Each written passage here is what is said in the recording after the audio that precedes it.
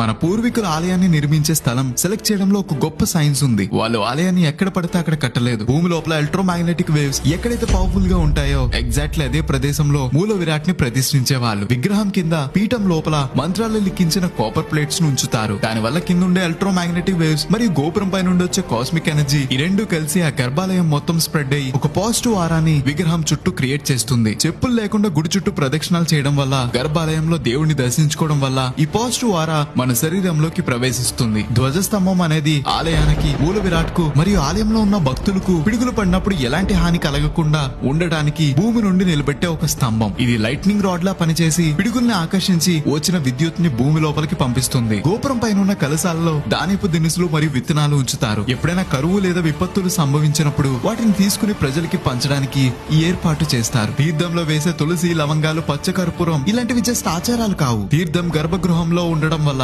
లోపలున్న శక్తిని గ్రహించి ఆరోగ్యాన్ని బాగు చేసే ఔషధంలా మారుతుంది. ఇది వేల నాటి ఆలయాల నిర్మాణం వెనుకున్న సైన్స్. ఇది మన సనాతన ధర్మం అని గర్వంగా అందరికీ షేర్ చేయండి. దేవాలయం వెనుక ఇంకా ఎన్నో రహస్యాలున్నాయి. అవన్నీ పార్ట్ 2 లో చెప్తా. అంతవరకు గోదావరి స్టేషన్ ని ఫాలో అవ్వాలి మరి.